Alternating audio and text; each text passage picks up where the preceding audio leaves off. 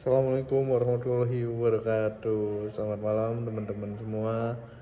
Pada kesempatan kali ini saya akan menjelaskan mengenai hal-hal yang penting yang harus diperhatikan dalam aktivitas public speaking and presentation, yang meliputi aspek komunikasi verbal, komunikasi nonverbal, artikulasi dan intonasi suara, mengenal audiens, serta aspek lain yang mendukung keberhasilan penyampaian pesan. Yang pertama, aspek komunikasi verbal. Aspek komunikasi verbal adalah segala bentuk penyampaian pesan yang menggunakan kata-kata baik secara lisan maupun tertulis. Dalam public speaking, komunikasi verbal sangat penting karena berkaitan dengan pemilihan kata yang tepat dan mudah dipahami, struktur penyampaian yang sistematis, kejelasan isi materi, bahasa yang sesuai dengan audiens.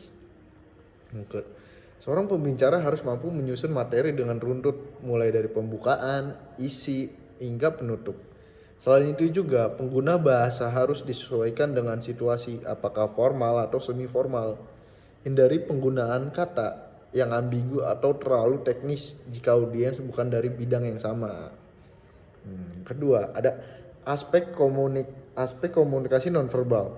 Komunikasi nonverbal adalah komunikasi yang tidak menggunakan kata-kata melainkan melalui bahasa tubuh, ekspresi wajah, gerakan tangan, kontak mata, dan postur tubuh. Dalam public speaking, komunikasi nonverbal seringkali lebih kuat daripada verbal.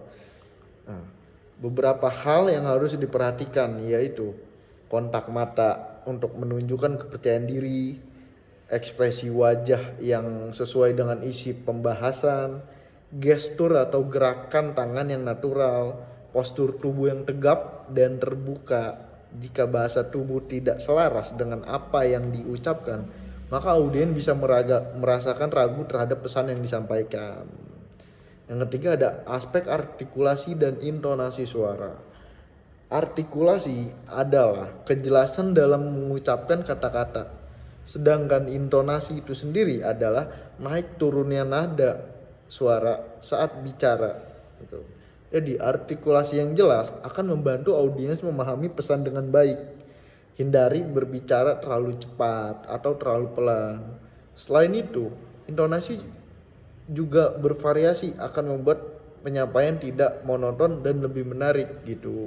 Jadi beberapa hal yang perlu kalian perhatikan dalam aspek artikulasi dan intonasi suara yaitu atur tempo berbicara, gunakan penekanan pada poin penting. Yang ketiga ada hindari suara terlalu datar. 4, kontrol volume suara sesuai ruangan. Pengaturan napas juga penting ya teman-teman, ini sebuah tips agar suara tetap stabil dan tidak terputus-putus, jadi kayak nggak terburu-buru teman-teman. Pengaturan napas juga disclaimer lumayan penting. Yang 4, aspek untuk mengenal audiens.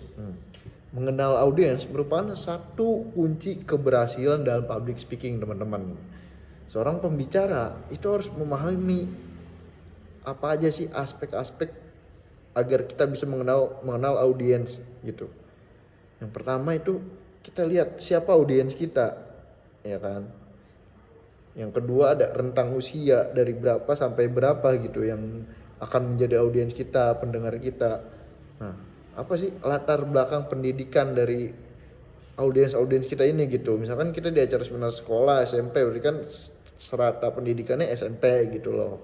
Yang keempat ada minat dan kebutuhan mereka. Apa sih yang mereka ingin dengar atau ingin tahu dari kita gitu. Ya kan? Itu sangat penting teman-teman.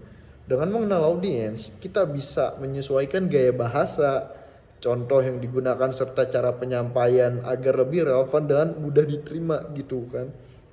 Karena setiap audiens mempunyai rentang usia yang berbeda, itu pun kita bisa menyesuaikan gaya bahasa juga yang berbeda-beda tentunya teman-teman. Gak bisa dipukul rata dengan satu gaya bahasa gitu agar tidak terlihat membosankan atau monoton gitu dalam memberikan sebuah presentasi teman-teman, ya kan.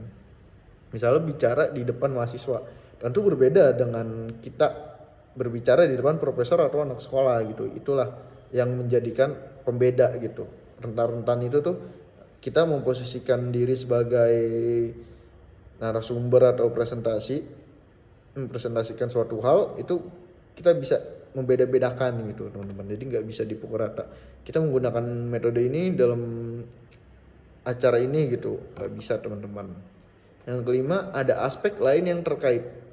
Selain aspek nih ya yang udah kita sebutkan tadi yang ada 4 itu, terdapat faktor lain nih yang mendukung keberhasilan public speaking, yaitu pastinya persiapan materi yang udah matang, latihan sebelum tampil agar tidak gugup teman-teman, manajemen waktu yang baik, penguasaan panggung, dan juga kepercayaan diri sangat penting teman-teman.